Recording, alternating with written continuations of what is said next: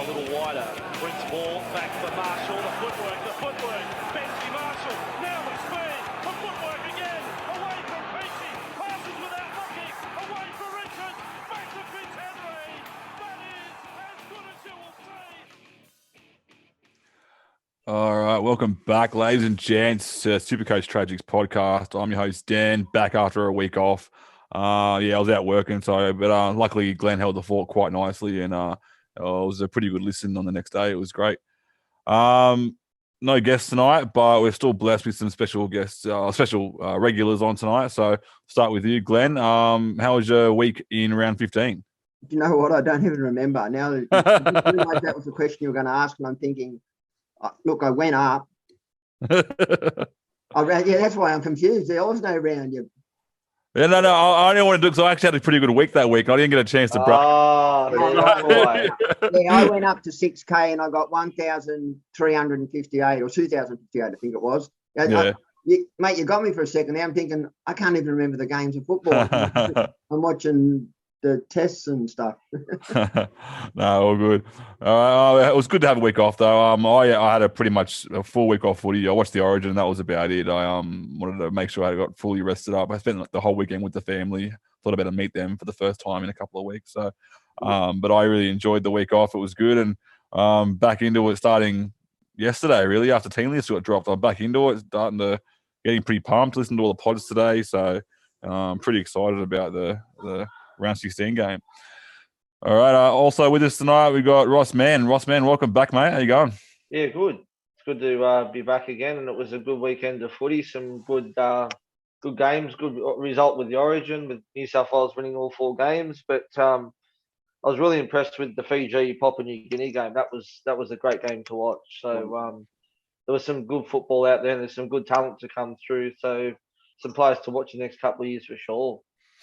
Yeah, I didn't actually watch many of the international games, but I did hear that the new young Panther that signed for the few years, Tavula, I think his name is. Yeah. Apparently, he had a blinder, apparently. And when I heard he signed, it was a couple of weeks back, I heard he signed signed on with the Panthers.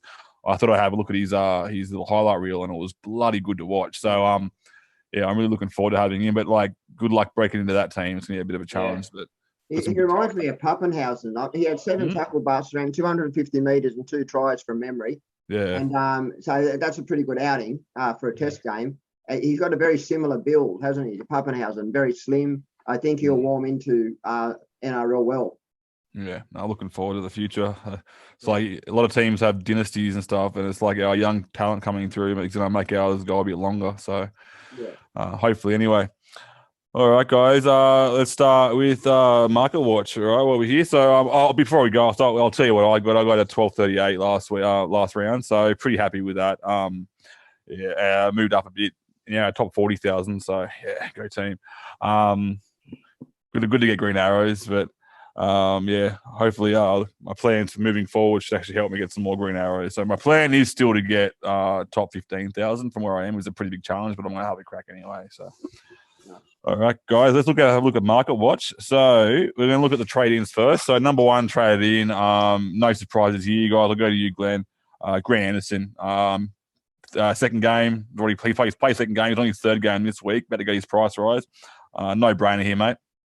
Yeah, well, look, I imagine most people are buying Anderson because he's a bottom dollar and they want someone that possibly will play 17. We've got a few mixed reports. We know that Munster's out. We know that Manny's slipping to 5'8", which means that Anderson likely stays in the team this round. But there was 2 sets of mail that came out today that you probably saw. One hinted that Laramia, was it? Is that his name would drop out and Anderson would hold his spot, which makes sense to me based on the way Laramia defends. But then there was another one that actually contradicted that and said that the opposite would happen. But look, I don't mind this trade. I know why people are doing it.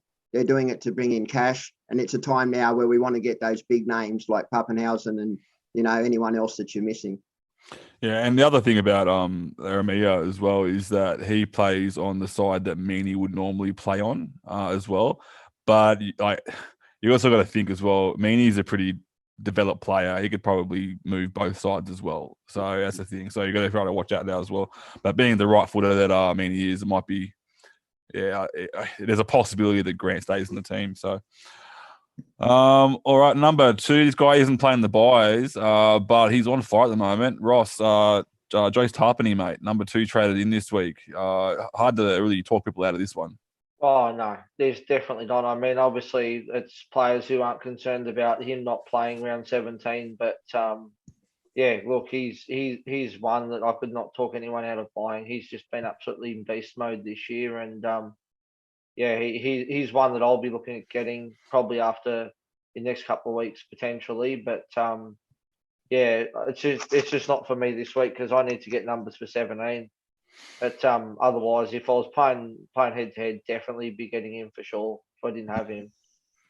Yeah, well, I was thinking about bringing him in this week because I've already got 15 players for round 17 already.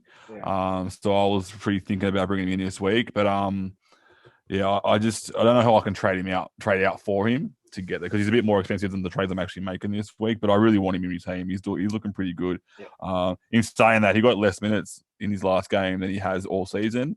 He managed to go crazy and get more than a point a minute in just base alone, which is just crazy. He's on fire. All right, Glenn, number 3 on the list, mate. Cam Murray, another guy not playing the buy round, but do you agree with this one?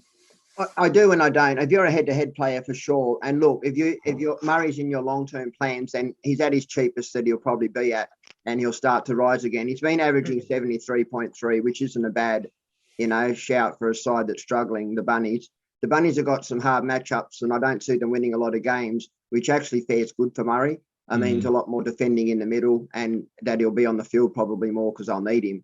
So look, I don't hate it. If I was an overall player, I wouldn't be doing it. If you're a head-to-head player, for sure.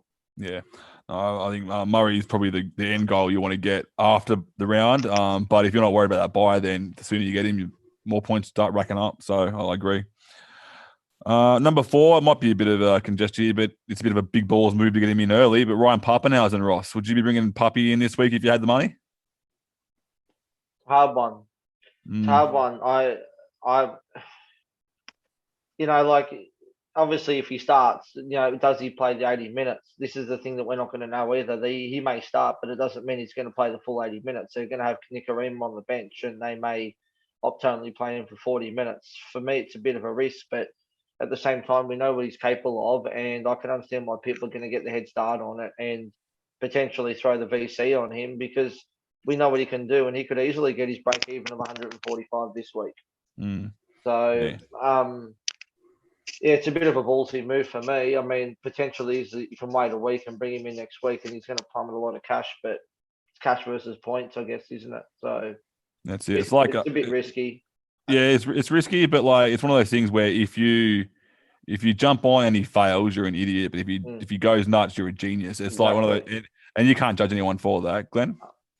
So a couple of things I wanted to address. So one was I was watching NRL 360 tonight, and they interviewed Bellamy, and he gave a bit of a hint that he wouldn't play 80 minutes, that he was going to sort of ease him back in. So I would just give caution. He's got 148 break even, and he's priced at 929K. That's pretty big money for a player not playing 80. On the flip side of that, he's averaging 96.2, which is higher than any other, fullback in the game. And he's averaged more points than any other player in the history of the game at the start of the season. So I can understand why people are doing it, but I would just give people caution that he might not even start. There's even a chance that he could start from the bench or that he'll be pulled.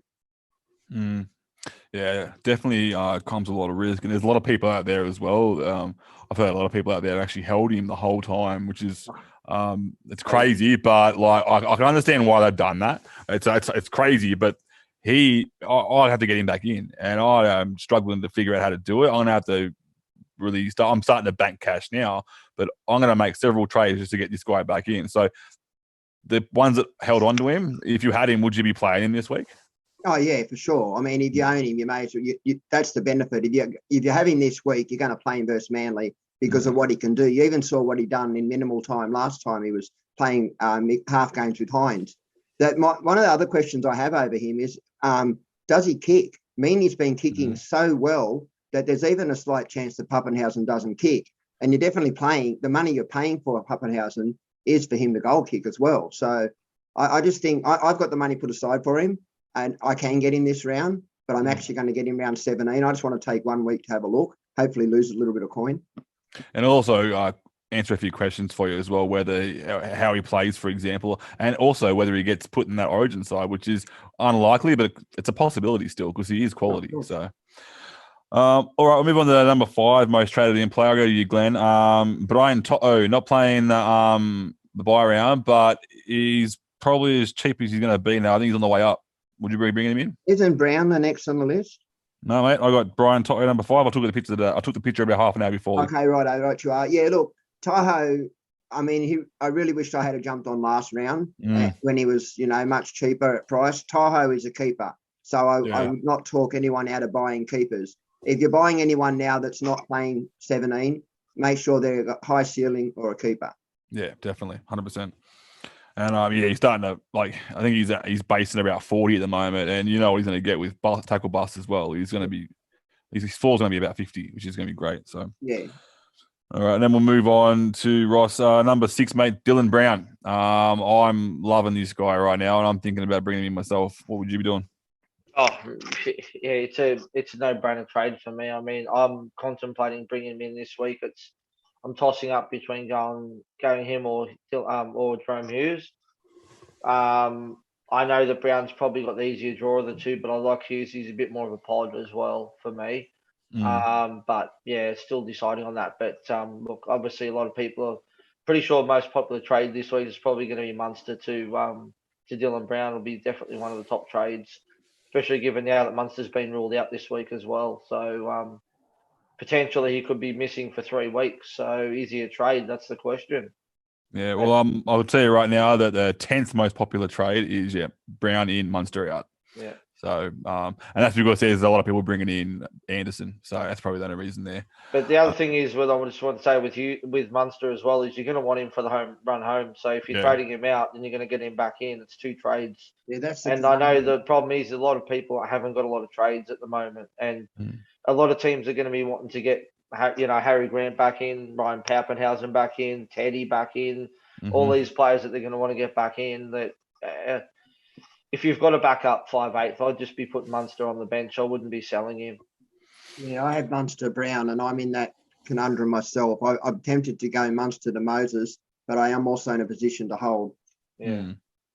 Yeah, I'm in the same boat. Like, if I hold Munster, the worst case thing, I have to play Arrow as my fourth reserve. So that's not a really bad option. In saying that, I am thinking of next week because I think Brown's break even is like 88 as well. So even if he does, he's more capable of getting that, obviously. But if he does break it, it's not going to be a much bigger price rise next week.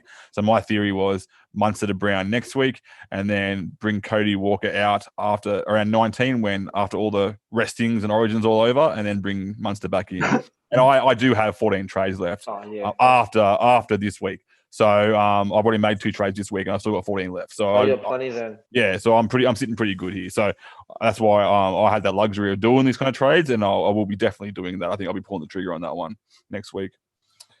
All right, Glenn, moving on to you, mate. So number 7, most traded in, mate, Nathan Cleary. Surprised he's so highly traded in. I thought he was already owned by everyone. Yeah, I mean, if you didn't own Cleary now, then what are you doing playing SuperCoach? Cleary's just one. The gap between Cleary and the next halfback is daylight. So, I mean, if you don't own him, obviously get him.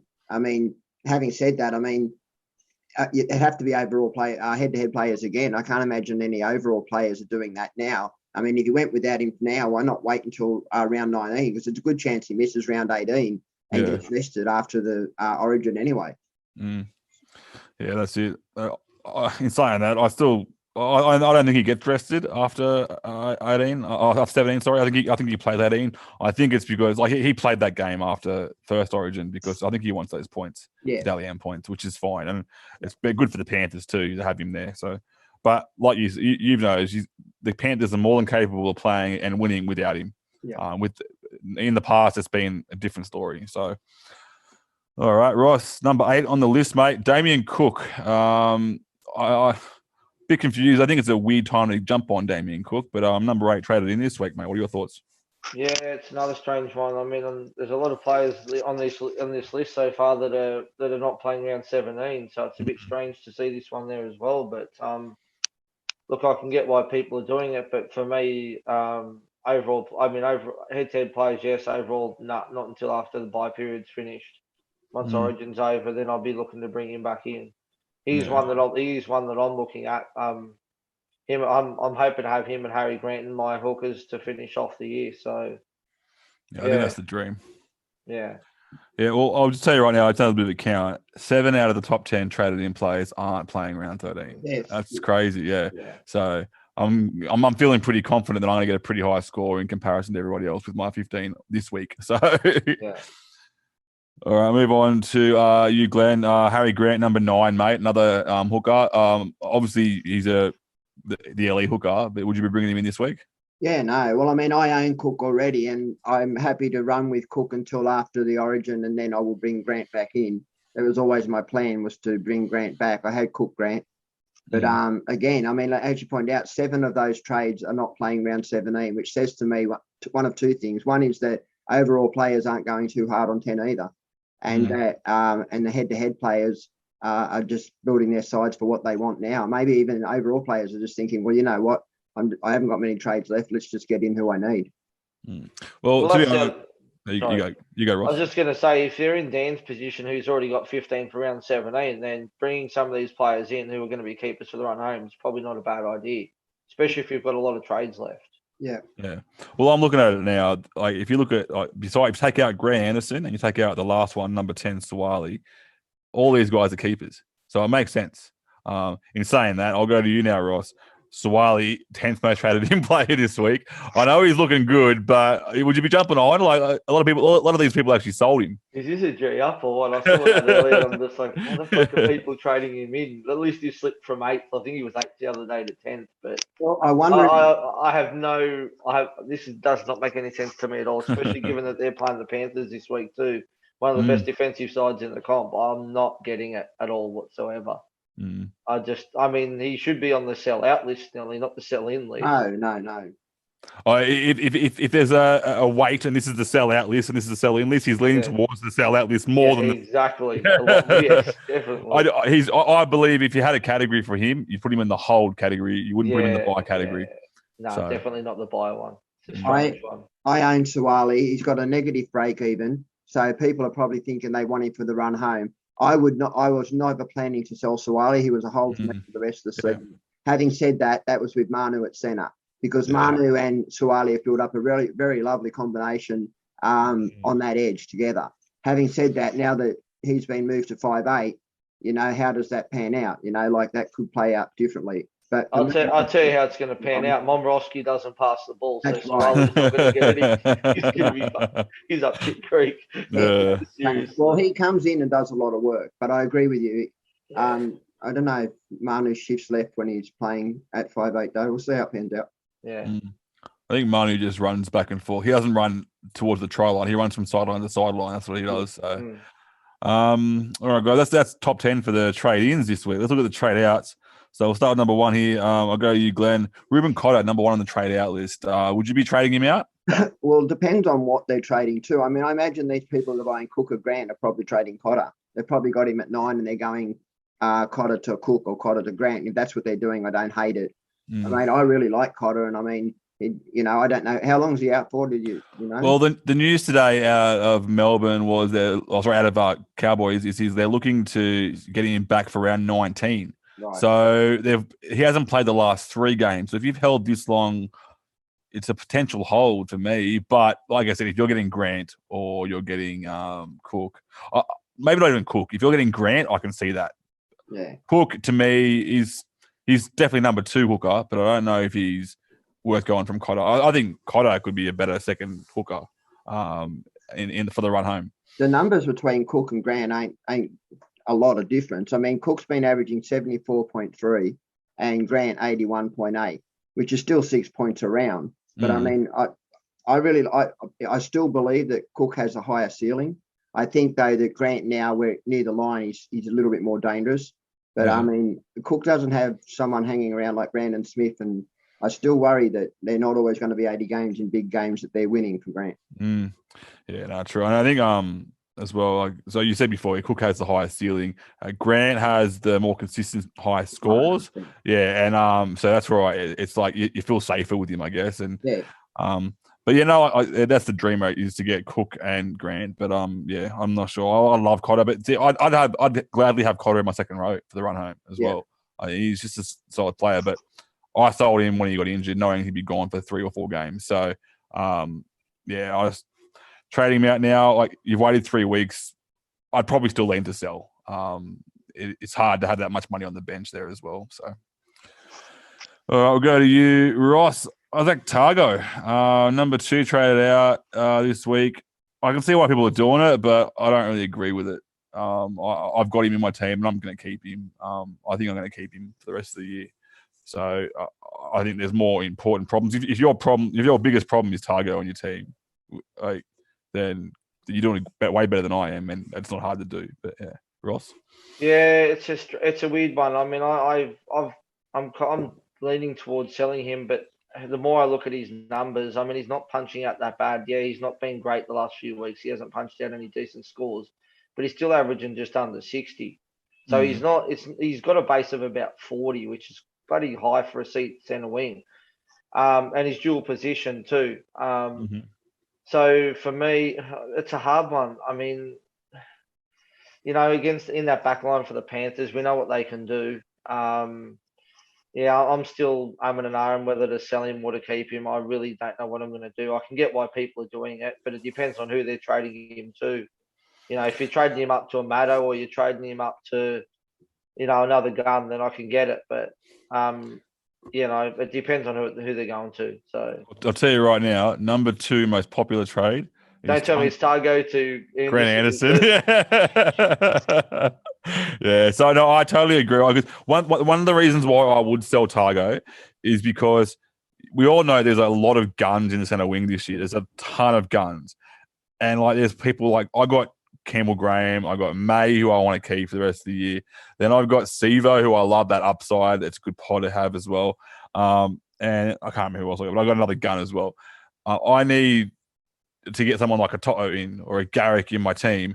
And he's the logical sacrifice to get one of those guys in rather than get rid of May or rather than get rid of Campbell Graham. I think he's the logical sacrifice, but I love the safety of having him there. So, well, that's the other thing too, is that I was sitting there looking at it today because I still haven't finalised my trades. I've got no idea what I'm doing, and I'm like, well, hang on a minute, maybe I'll just wait until after Origin and go Targo to Toto after Origin. But then again, I'm just like, that's a lot of cash still too. And then I've still got to get Grant and Pappenhausen back. So I just... And the problem there as well is that Sevo's break-even... Toto's break-even is quite low as well. He's just come off 2 massive weeks. Him this week. I think he's going to break even in the single digits or something this week. So he's going to go up probably potentially another 80K this week, which will then put him up close to 700K. So, it's a hard one. Definitely a tough one, and I that's why I can see why people are doing it. I don't agree with it, but that's just my team personally at the moment. So, but yeah, I don't like the Targo to Anderson one though. That one I don't like. But you see that frees up so much cash, and people are trying. I guarantee you that's a 2 trader. People are doing that to Anderson and then going someone to Pappenhausen. Yeah. I feel like whoever's doing that trade is getting Pappenhausen in that week, or Harry Grant or someone for another cheaper. Yeah. So, all right, Glenn, I'll go to you, mate. This one seems like it's definitely a trade that needs to be done this week or next. Tulatau Cooler. Yeah. It needs to go eventually. I'm happy to wait a week. But yeah, I'm waiting a week. I'm swapping Koala to Pappenhausen next week. I just wanted to touch back on Targo. Yeah. I went through all the numbers this week on the second rowers and the centre wings, and it was interesting that out of the top 10 second rowers, they were centre wings, Targo being one of them, and the top 10 centre wings, Targo was one of them as well. People got to keep in mind, one of the things to target when aiming for a ceiling player is a ceiling club. And there's no club more ceiling than the Panthers, and I can see a position where I'd be happy to own May, Targo, Kikau and Toho and not be uncomfortable playing all of them. But we're in a position now, and getting back to the Koala, is where we're looking through our sides and we're thinking, who can we sell? I mean, we've got a lot of players now and we're in a position where we have to sell someone. And that may have to be Targo, if you're building for 17 or to get to Toho or Pappenhausen. Yeah. Well, one thing I will say on Cooler is if I know you shouldn't be, but if you're forced to have to play him this week, he's a sell for sure. No, I don't You play. shouldn't be forced to play him. I got him on the bench, not playing it against Melbourne. But if you have no other choice but to play him, and you got say you got a Tass or you got a Vallejo in there, and you're forced to play him, then you have to sell him this week. Because he's gonna probably get you about a 20. You got a bit of base there, about probably 20 points against Melbourne. And it's still a beats his break even, but it's not one score that you want to have when you're 17. So, all right, we'll move on to you, Josh. I said Josh there. I just reading someone else's name. Move on to you, Ross. Nat Butcher, definitely a sell for me. Your thoughts? Yeah, he's a sell. I actually traded him out last week to Barnett, which worked out to be okay for me. But especially now that Bradley's back and he's going to be on the bench, I've got no idea what sort of minutes he's going to play coming off the bench either. He might only get like 30 minutes or something along those lines. So he's done a pretty good job the last few weeks, but he's definitely got to go. I think he's got a pretty high break even of about 90 or something as well. So he's definitely got to go. He's going to start leaking a lot of cash. Yeah, we got 12 points last week, and he lost 35k last week, so you definitely sold at the right time. So I think you would have gained about 70k out of him at least in value, and he's dropped 35 last week, so you've gained that 35k yourself, which is great. Yeah. So number 5, I'll go to you, Glenn. This one is a bit of conjecture. It's definitely going to split the room probably. Payne Haas. I know last time we spoke, it was a bit of conjecture, but there's more news obviously out of this situation. Would you be trading him out? Well, it's interesting because now he's got an ankle injury. It makes it a little different. Having said that, I mean, what I look for in a forward is minutes. He played 65 minutes last game, which is what that's good minutes for a forward. And Haas has got it. I've got this feeling that Haas isn't wanting to play to his full potential. I'm not sure he's happy to be where he is. Pretty sure it's very publicised that he doesn't want to be there at the moment. So just to speed the process up, I mean, rather than going through all of the outs, I look at them all and they're all pretty, ones that don't need discussing if you think about it. Ilias, Burbo, I think Aiken and Munster maybe we can discuss, but what do you think? Yeah, well, I really wanted to just talk about Payne Haas because I was on the other side. I was on the trade wagon on him last week. And do we know how long Payne Haas is meant to be out for? Like he's going to play. I know, but it's unlikely that he will play. He's got if it's in his most injury, he might get rested. But it's not. They reported on NRL 360 tonight. It was a cork injury. He was hit in his sting, and they showed him at training. He was in no moon boot, and he was actually training with the squad. So Haas appears to be all right. Whether or not he plays, I don't know. I think that if you're going to Tarpany, I don't mind it. I still think it's sideways going to Lolo. I think Lolo's averaging the same, if not less, and his minutes are more jumpy for me. I find Lolo's minutes very jumpy. But I personally wouldn't be. I personally owned Haas now. I wouldn't be, but that's me. That's my opinion, and it depends who you've got in the front row with him. I just think you need those trades to buy ceiling players. And that's what I was going to say, because last week I was on the sell train, and I'm looking right now. If you've got, now that we have the emergence of the extra minutes from Ming, we've got IPAP in there. Do you need, if you don't need to play Haas, if you think he's not going to do it, he'll come, if he's got a slight niggle, he might come back towards the end of the year and you can just sit in there. He's not overly, he's like 500,000. It's not like you're not holding a $900,000 player on the bench for 4 weeks or whatever. And he might be a very handy player to have on that run home in your head-to-head finals and stuff. So I don't think it's a massive sacrifice to hold him on your bench, especially if you've got that Ming player or you've got the IPAP or even a Clemmer or someone like that. I reckon he's a hold, and I'm totally against this trade now. I've definitely done the backflip from last time I was on this podcast. So, all righty. I think you're right. Ilias, trade out. Burbo, trade out. We'll talk about you and Aiken in the centres, Ross. What are you thinking here? Would you be trading him out? Yeah, he's got to go. He's no good there. He's not going to get the base he's going to get when he plays, 80 minutes in the back row, especially in a Warriors team that's struggling to score points at the moment too. So, for me, he's got to go. He probably should have gone a while ago. I mean, really, for most teams. But I know there's still a fair few people that own him. But for me now, he's definitely a sell. Well, I actually do own him. And my intention was to go him to Barnett this week. However, I know the centers, less base, more scoring opportunity for points, and he's playing the Tigers this week at home for the first time.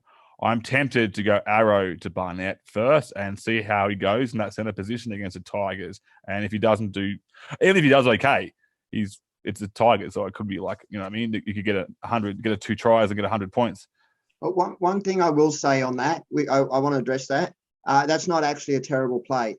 And I'll tell you why. Aiken actually, of all players, drifts in.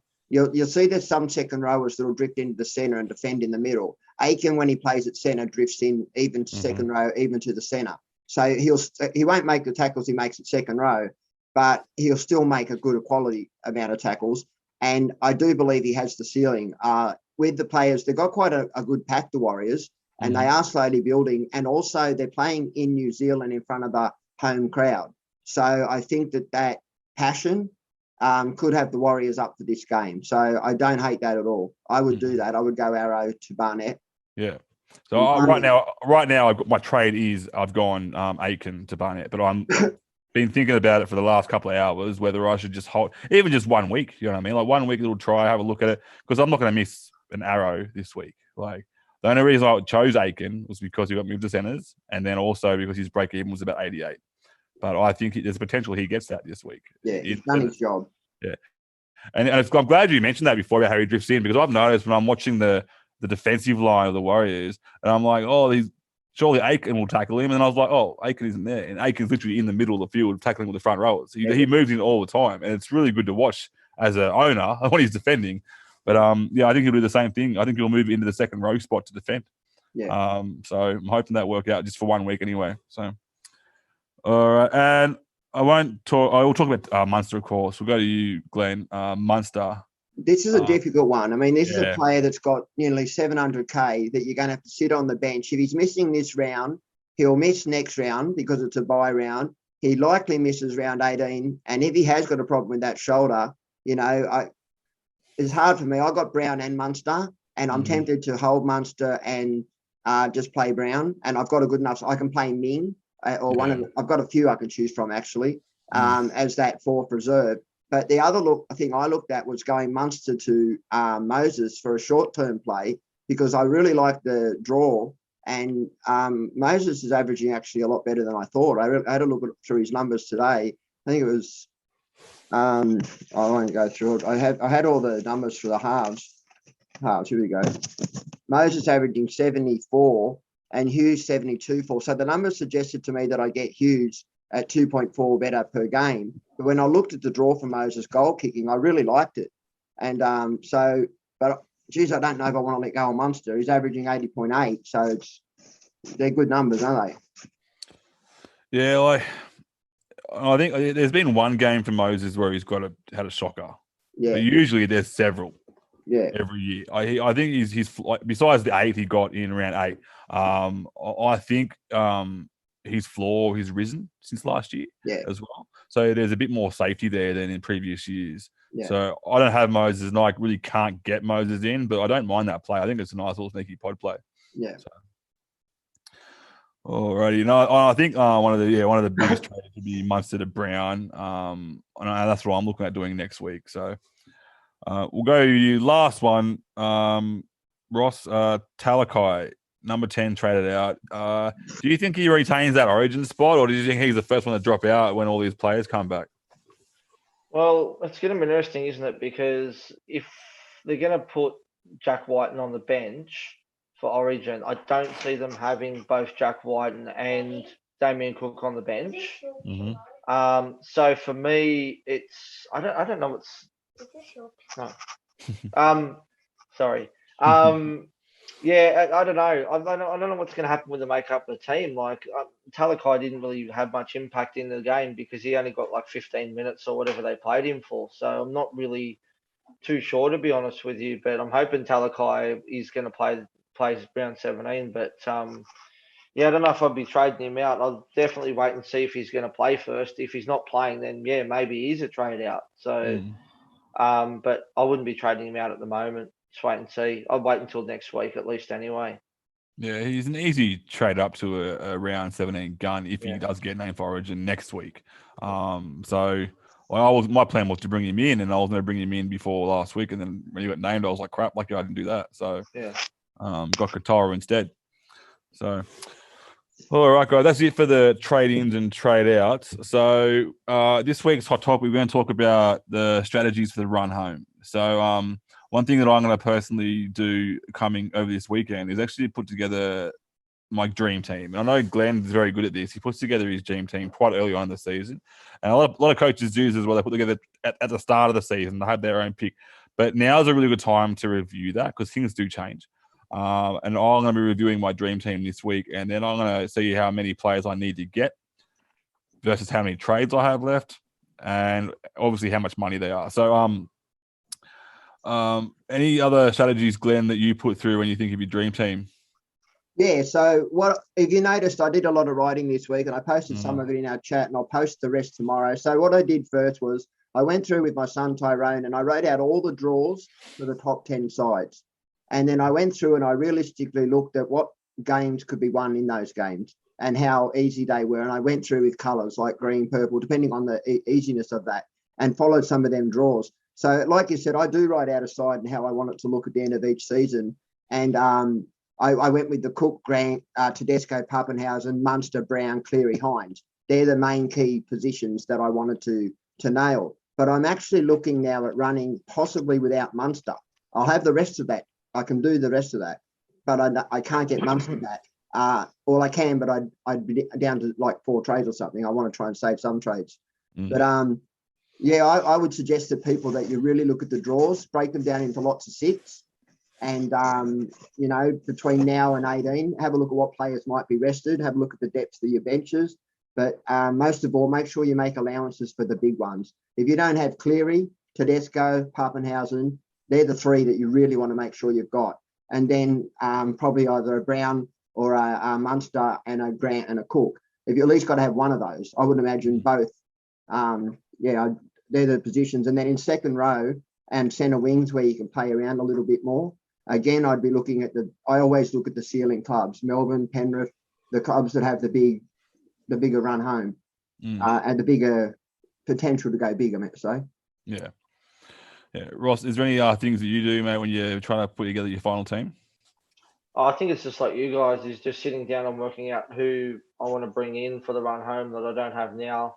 You know, look at how many trades I've got, look at the cash potential that I'm going to have to bring these players in, and obviously look at who I'm going to potentially trade out to bring these players in as well. I mean, I don't think we're going to be able to get everyone that we've just mentioned, but we're probably going to want to get the majority of them. And I think it's going to be hard to find that much cash to get all these guys back in. So I think it's just looking at the draws, seeing who's got the better draw, making priorities on that, I think, as well, because you're not going to be able to get everyone. So yeah, that's what I'll be looking at doing. So yeah, for me, I'll probably make 2 trades this week. I'm going to save my last boost for next week, so I can make 4 trades next week. It's probably what I'm going to be looking at doing. So yeah. Well, what I do, because obviously the dream team is very subjective to what it's a very personal thing or what you want to do. So what I do with my dream team is I look at I have a specific head-to-head that I really want to win and I really want to do really good at.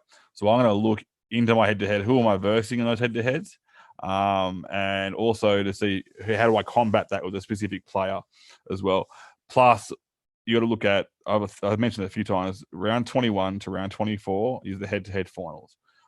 If you're thinking that you could make those finals quite comfortably, you say you're sitting around second or you're third or whatever, you're sitting pretty comfortably in the top 8 or top 6, whatever you got in the finals, then you stack your side for that round 21 to make it to the next level. So yeah, that's one thing I look at. Look at the draw. You look at the Sharks and the Manly team have very solid draws in those 4 rounds. And then you got that, like Glenn mentioned before, the ceiling clubs. You got the Panthers and the Storm. And I'm even thinking, I reckon the Parramatta Eagles are going to come home with a bit of a strong run as well. I think they're going to be a team that might even squeeze top 4 this year. So that's why I reckon they will, mate. I reckon there's gonna be a few teams that are doing really good at the moment that are in top 4 that might drop off at the end of the season. Oh, I don't think they can. I actually wrote out, I told you, so Riff, Storm, Cowboys, top 3. Then I've actually got the Broncos, Sharks, and Eels fighting for 4, 5, and 6. So any one of those 3 sides can make 4, 5, or 6. That includes the Eels. And then I have Roosters and Raiders fighting for Roosters, Manly Raiders fighting out for position 7th and 8th. Southlands Dragons drop out. Can I just say something that you mentioned that I thought should elaborate on is the difference between head-to-head and overall strategies going home. So an overall player will get to round 19 or 20, and we won't be so unhappy if we've only got 4 or 5 trades left because we'll have built the nucleus of our side anyway. Now, if I'm a head-to-head player, that changes for me. I am wanting to have a good amount of trades, so preferably 8 between 21, 22, 23, and 24. Is that the finals? 21, 22, 23, 24? Yeah, correct. Yeah, so round 24 is the second last round of the season, but the last round of the head-to-head season. Yeah. And if you're really doing well, you would have even saved a boost or 2. And that boost could be the difference between winning a final or not. So if you've got a boost left and you don't need to use it and you're playing head-to-head finals, especially for money, hold that boost because that boost could be the difference between you winning or losing your head-to-head. Yeah, 100%. Because like you look, for example, round 24 right now, you got some pretty tough matchups, but then you got someone like we got Panthers are playing the Warriors, for example. That's where you probably do a captain Cleary or something there. But then you got some really juicy open field. There's what Tigers versus the Dragons in the last round. And this is a game. This is actually one thing I will say is when I look at my dream team, I also have this watch list where I'm watching a guy real closely that no one owns and no one's really looking at right now. And I'll tell you who I think it is. And that's Dewey. I'm waiting to see what happens with Dewey, and I'm really liking the idea of him being a sneaky pot in my head-to-head finals at the end of the year, depending on how he's played. He's heavy priced at the moment.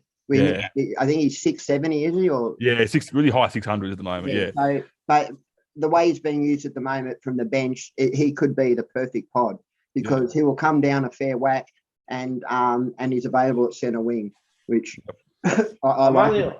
I'm only presuming that he hasn't got his match fit. They still want to get his match fitness up because I don't understand why he's not playing centres over James Roberts. I think that would be it. I think that's like he did an ACL, didn't he? So that's one thing that a lot of teams do. They'll rush players back in and then they do it again, like AKA Tohu Harris last year. It's probably a very smart choice. This guy is crucial to the Tigers attack, especially. So I reckon, they're just going to ease him in, and he's definitely a commodity for your team. So I think they need to be as careful as possible, and I'm hoping they do that too because if he come down nicely priced for me, and I can jag him up hopefully before the finals. So can I just say, I'll add on the page tomorrow. I've written down the draw for the top 10 clubs. I'll put that on our page. I've also written out my top 8 guys in every position. That's for round 17 and non-round 17 players. I've written their averages and their price. So that way you can really have a look. When I put the draws up for the round, have a look at if you're playing head-to-head, have a look at the last 4 games and have a look which ones have got the better run home. And believe it or not, even though Dragons won't make it, Dragons actually have the last 3 games that is really nice. Yeah. So a Lomax or someone like that could be nice. And I think the other one was the Cowboys had 2 easy games in the end as well.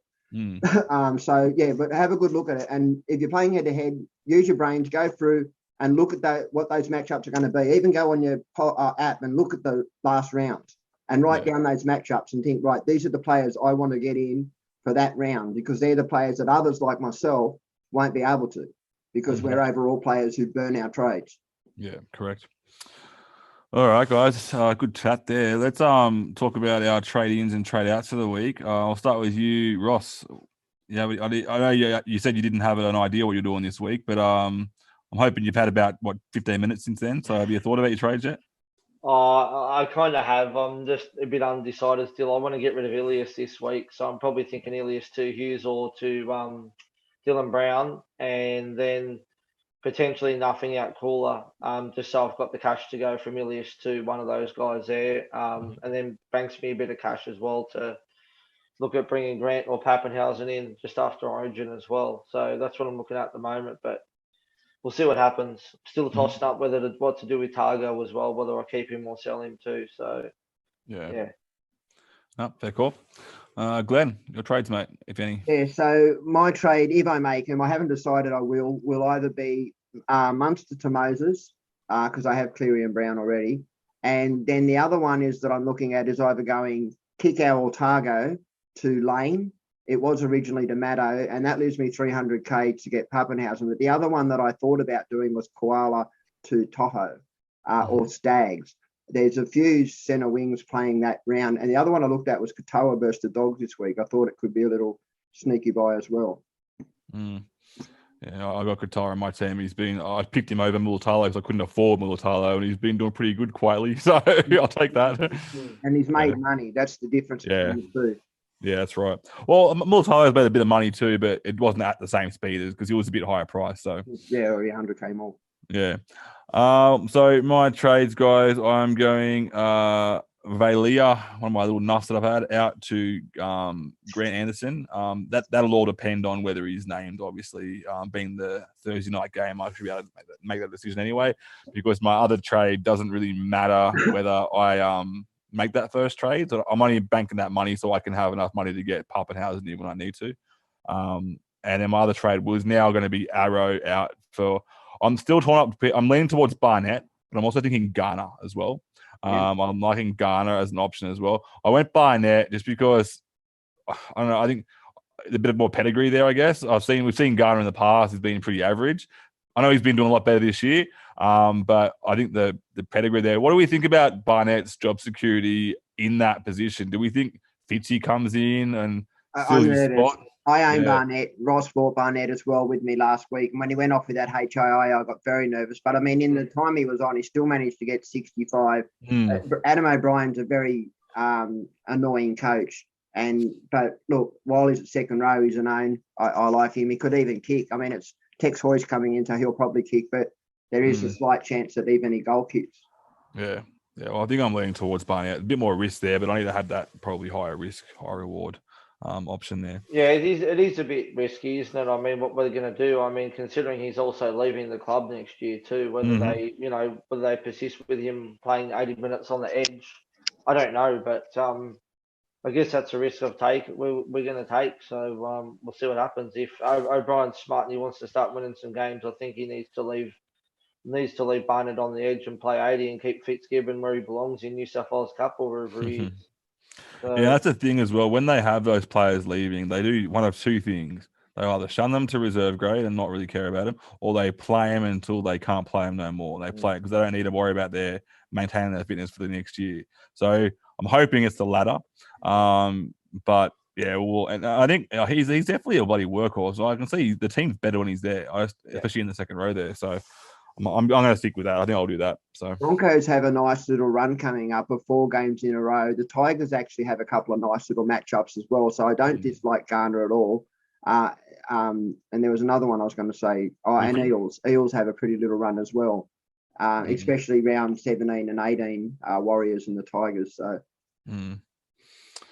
Yeah, well, when I did my trade out to Anderson, I looked at the players that I could afford, and I was, I think, 7k short of getting Lane. But then I just scrolled down a bit further and grabbed Barnett. So I think it's pretty happy there with that. Yeah. But alrighty, guys, let's talk about captains and vice captains. I'll start with you, Glenn. It's pretty generic. I'm VCing Cleary, and I'm going to go Hines versus the Dogs as my C. But if I had got Pappenhausen or Munster had have played, I might have looked at one of those as my VC. But now Munster's out, I think I'll go back to the Cleary one. Yeah, awesome. All right, Ross, your thoughts, mate? Well, I was going to put the VC on Munster, but now that he's ruled out, I won't be doing that. And given that Cleary plays like the third game of the round, I'll probably just go the C straight on to Cleary, I think. So, yeah. Yeah, well, I'm looking very vanilla. They're saying I was doing the same thing as Glenn. But I'm thinking I need to do something a bit different. So I'm going to have to go back to the drawing board there. I was thinking about even going the VC on Hines and putting it into IPAP maybe. But I think if I'm going to go a pod move, it has to be more ceiling. In saying that, I think IPAP has a pretty decent ceiling when he's playing on that edge as well. Can I just warn you on IPAP? I really like IPAP playing second row at 80 minutes, and I would 100% put the captain on him. But I went through the side this morning and had a bit of a look. With Ryan Madison dropping out of the side, I have a feeling that Niakura will move into second row and that IPAP will move to 13. So just be cautious on that, Dan. I look, I might be wrong, and if I am, I'm sorry, but I just, now that Maddo's out, I look at that side and think who's going to play 13, and I can only think it's IPAP. He hasn't officially been ruled out yet, has he? No, no. Maddo hasn't been officially ruled out yet. No, it was just from the physio that said Yeah. expect him to be a late withdrawal. So that's just and he's usually pretty spot on, but he didn't promise anything either. He just said expect it to happen. Yeah. So, but I'm really liking Sharks this week as well. I was even thinking about throwing something like instead of going Hines, going Katoa as a sneaky pod VC. Because you saw last week, didn't you? Like he could have got 150 if Ramey learned how to pass. Yeah. He'd missed 3 tries, and those 3 tries would have been line break assists as well.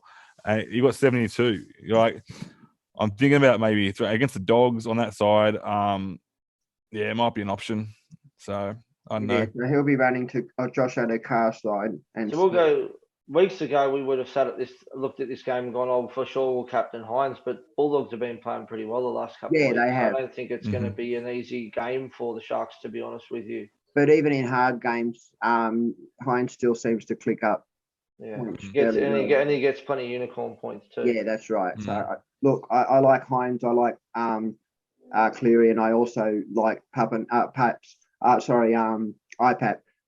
If he plays second row, mate, I think it's a really good pod captain this round.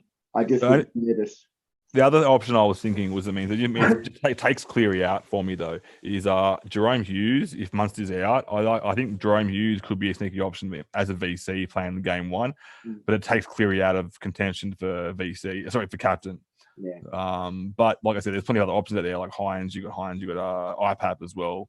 And like I said, you got plenty of other options there I could definitely use.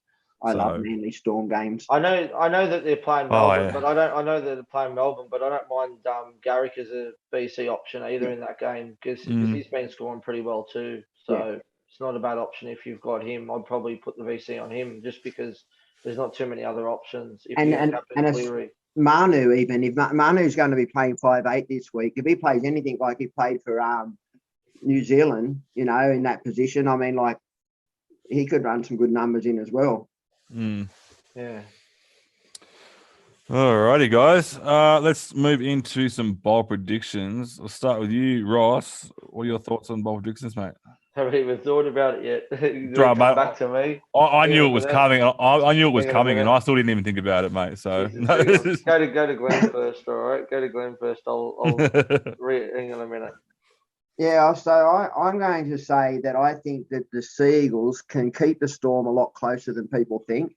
So I'm as far as football goes, I'm going to tip at the line Seagulls to win, and I'm going to tip Nathan Cleary 90+ score, and I'm going to tip Mulatalo to ton up. And there's one other one too. I was going to say in the Josh Curran across versus the Tigers because we suck. It's true though. No, it's sad. I've been a Tiger supporter my whole life. Before we end too, also Dan, I've got a question from a viewer. Yeah, that's cool. Awesome. Well, if Ross is still thinking, I'll come up with mine then. You do yours. I'm gonna go with it's pretty bold. Mine are always bloody bold though. So I'm gonna go from the Tigers to Tuolangi to get a try and get 70+. I have to be bold, guys. You can't be just throwing out these willy-nilly stuff. So you got so Tuolangi to get a try and go 70+. All right. Luciano Leilua to come on from the bench and to play an absolute blinder for the Cowboys to annoy single Tiger. All right, I'll go. What was I just going to say that I was going to do? I've forgotten now. That's bad. I'm going to go Nofo to score a double against the Warriors. Yeah. And I'm going to go Tyrone, both May and Cleary both to turn up for the Panthers as well. I like the Nafu one. He's gonna come in with a bit of confidence, isn't he? After that, the game, 4 tries, Burton and Offaluma both. I had him in my multi on the weekend to score a triple too, and he got 4. But nice. Yeah, but it was no good because someone else let me down. I can't remember. When you send me that multi. Alrighty, so then you said you got a question from a viewer there, mate? Yeah, so one of them we've kind of answered. So Peter Waltman said, "Hey guys, I'm interested in getting Lane and Sivo thoughts." And so we'll start with Lane. I'll answer first. I'm looking at Lane myself. Lane comes with risk, and I'll tell you some of them. The fact that they've got so many mouths to feed at the Eels side means that there's a chance at any time he could go to the bench or play lock or move. But he has been playing 80 minutes for quite some time now on that left edge. And if you own Dylan Brown, it's not a bad matchup to have the pair. If they connect, it's a nice little bonus. But his floor is about 45. And so he needs attacking stats in there to really to do well for you. You know what I mean? He's not as good as some of the other second rowers in consistency. And the Sivo one, this is from my perspective. I don't like Sivo. I like the Eels. I like their draw. So I understand people getting on him for those games coming up. But he's so rocks and diamonds. Look, Eels play left side dominant, and usually Gutherson putting Sivo in would be a fairly common scene, but it doesn't just seem to be gelling. So I don't hate him based on draw. Well, I did the big balls pod of bringing Sivo in his I think it was his first game. I thought. And I knew what I was getting. I know what I had him like last year as well, and he was getting me 150s and he'd get me a 15 the week after. So I know what I'm getting, but what I'm chucking everything at it to try to get as much points as I possibly can, and that's what I'm going to do. And so it all depends on what he's doing. If he's head-to-head player, I love it. Overall player, be prepared to get a small score, just like you would with Coates or any of the other low ceiling players. And on the lane. He's always been a pretty solid hit up. Like always been pretty good at that. He's scored a few tries in his day. His try assist game has just stepped up the last few weeks, hasn't it? He's been like getting that offload away and setting up tries. It's really surprised me. Yeah, and he has the body for it. There's long levers on him. He can just reach around anyone and bloody throw a pass. And he's finally utilising it. It's actually been good to watch. Not if you don't go for him, but he's been good to watch. I like Lane right now. It's definitely a pod move. When he's on, he's on. Mm-hmm. Roscoe, your thoughts on Lane and Sivo? Yeah, I don't mind Lane actually. I like him as a pod. I think he's a good option, and as Dan just said, he's been setting up a few tries lately too. He was one that I was looking at. I've got him in my dream team, and I've got him in a couple of drafts. So I picked him up the other week, and he's been good for me there. But with Sivo, rocks and diamonds, like you said, he hasn't got a good base. He's not. That's the only problem with him. He can get you 100 or he can get you 10. But with the draw Paris got coming up, I don't mind it as a play. Yeah. But I think I'd rather have someone who's got a good base, but also has the ceiling as well, which I don't think he's got. So, but he is cheap, so I don't mind it. But yeah, I'm not for me probably. I don't think so. A good play for matchups. Yeah, he's probably a good fifth centre wing option, and also his break even's like 67. So it's not like you can wait a week if you want to see how he goes. Like, who are they playing this week? They're playing the Rabbitohs, yeah. So it's not the most ideal matchup, I guess. You never know what South team's going to turn up. Mind you, though, is he up against Milne or is he up against Paulo though? Because Paulo right hand side. Yeah. So right hand defense for the Rabbitohs. I can't think of which one that is. So that's Paulo left and Milne. So it'd be Campbell Graham and. No, they're on the left hand side. I'm talking about the right hand side defense. And Paulo. Yeah. So if it's Paulo, then but Paulo's not the best defender either. Yeah. So yeah. Well, I'm kind of liking that matchup for me this week. So I'm playing him. So, but yeah, no, I like Sivo, but you also got to understand you got to be patient with him. So yeah, Souths haven't been very good this year at all. Yeah, was there another question, or was that already answered? No, that was the only one. If there was more out there, I didn't look. I'm sorry. I've been very busy the last 48 hours, especially today. So. Well, good. Well, that about wraps everything up, guys. Thanks, guys, for joining us again. Been a good pod tonight. So we're back again next Wednesday, and hope it's some green arrows this week. See you guys. Good luck, everyone. I want to win. I want that trophy.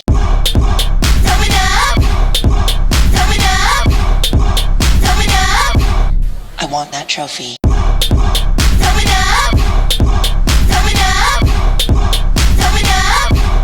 I want that trophy.